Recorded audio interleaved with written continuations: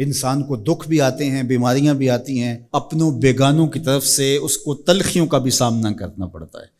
تو اس موقع پر آپ کی زبان کوئی ایسا جملہ نہ کہے جو اللہ کی ناراضگی کا سبب ہو۔ غم تو پہنچتا ہے اور غم سے انسان متاثر بھی ہوتا ہے، یہ تو نہیں ہے کہ تکلیف پہنچے۔ غالب نے کہا تھا روئیں گے ہم 1000 بار کوئی ہمیں ستائے کیوں۔ تو جب سینے میں دل ہے تو کوئی دکھ دے گا تو دکھی ہوگا، دل بے چین ہوگا۔ تو فرمایا کہ جب تکلیف پہنچے تو مدد کس سے طلب کرو؟ صبر سے، کہ اللہ مجھے توفیق صبر دے۔ روایت ہے کہ سلمان رضی اللہ تعالی عنہ حاضر ہوئے اور ان کے چہرے کے اوپر کوئی ایسے آثار تھے کہ جس طرح بہت بڑی پریشانی ہو۔ تو ان کو کہا کہ تمہارا جو دکھ ہے وہ اس کو کہو جو دکھ کا مداوع کر سکتا ہے، غم اسے کہو جو غم خار ہو، جو غم خار ہی نہ ہو اسے غم کہنے کا فائدہ۔ بعض اوقات لوگ خام خواہ بے چین ہوتے کہ میرے کو پوچھے تمہیں کیا ہے، چہرے کے اوپر جو ہے وہ خشونت سجائے، چہرے کے اوپر جو ہے وہ اداسی سجائے۔ آپ کو صدمہ پہنچے تو بعض اوقات ٹھیک ہے، انسان بے بس ہو جاتا ہے، اس کے چہرے بشرے سے اس کا ظہور بھی ہوتا ہے، لیکن کچھ ایسی چیزیں جو چھپائی جا سکتی ہیں اس کو چھپائیں۔ ہنس کے پی جا تلخی ایام کو ناصر، غم کے سہنے میں بھی قدرت نے مزہ رکھا ہے۔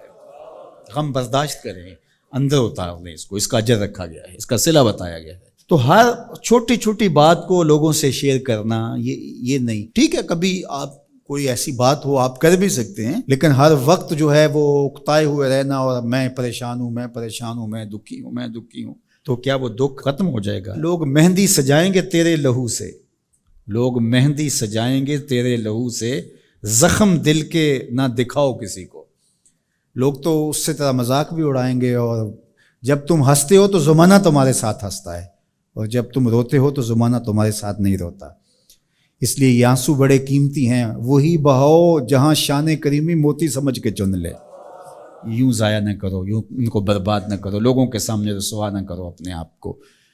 تو صبر کے دامن کو تھامو، ایک تو تلقین یہ کی گئی، اور دوسرا کہا والصلاۃ، اور نماز کے ساتھ اللہ سے مدد طلب کرو۔ حضور علیہ السلام جب بھی کسی مشکل میں مبتلا ہوتے تو حضور نماز کے لیے کھڑے ہو جاتے، اور میں نے خود کئی مرتبہ تجربہ کیا ہے، جب کوئی تکلیف پیدا ہو تو آپ نماز پہ کھڑے ہو جائیں، تکلیف میں تخفیف پیدا ہو جاتی ہے۔ اور بدر سے سخت دن کیا ہو سکتا تھا جب کافر پورے لاؤ لشکر کے ساتھ آ گئے، اور حضور کے لیے عریش ایک چھپر بنا دیا گیا، اور آقا کہیں وہاں مصلی بچھائے ہیں اور رب کے حضور کھڑے ہیں۔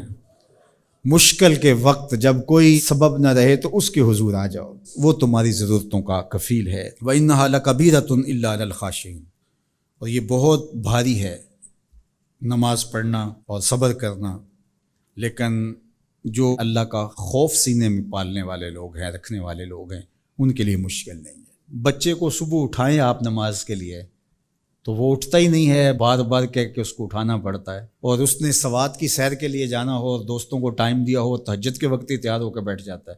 اس کا مطلب ہے کہ اس کو نماز کا شوق نہیں ہے، اس کا شوق تھا، جس کا شوق تھا اس کے لیے اٹھنا بھاری نہ ہوا۔ میرے والد گرامی سے کسی نے کہا جی جاگ نہیں آتی، تو فرمانے لگے صبح منڈی جانا ہو تو جاگ آ جاتی ہے، کچہریوں میں تاریخ ہو تو یاد آ جاتی ہے۔ منڈی جانا یہ تمہاری بدنی ضرورت ہے بچوں کے پالنے کے لیے، اپنی ضرورت کے لیے۔ کچہریوں میں جانا خوف ہے، نہ گیا تو میرے خلاف فیصلہ ہو سکتا ہے، تو تمہیں نہ امید ہے اللہ سے اور نہ اس کا خوف ہے، تو پھر کیسے جاگ آئے؟ اور کسی نے کہا کہ حضور نماز پڑھنا چاہتا ہوں، جاگ نہیں آتی۔ اللہ اکبر، کہنے لگے ارادہ اگر پکا ہو تو نیند نہیں آتی، بار بار اٹھ کے ٹائم دیکھتے ہیں وقت تو نہ گزر جائے۔ اللہ اکبر۔ تو فرمایا یہ بھاری ہے لیکن خاشعین کے لیے بھاری نہیں ہے، خشیت خدا سینے میں نہیں ہے، اللہ کا خوف سینے میں نہیں ہے، تو واقعی صبح کا اٹھنا بہت زیادہ بھاری ہے، بہت زیادہ مشکل ہے، لیکن جو خشیت والے ہیں ان کے لیے مشکل نہیں ہے۔ یہ مان لیا کہ صبح کا اٹھنا، سحری کا اٹھنا نفس پہ شاک ہے، لیکن اگر کسی کی زندگی کی لذت اس میں رکھ دی گئی ہو، اللہ اکبر، تو پھر اس کے لیے مشکل تو نہیں ہوگا۔ راہ خدا میں تکلیف اٹھانا مشکل صحیح، لیکن زندگی کا سرور اس میں رکھ دیا گیا ہو۔ وہ مزہ دیا تڑپ نے میری آرزو ہے یا رب، میرے دونوں پہلوؤں میں دل بے قرار ہوتا۔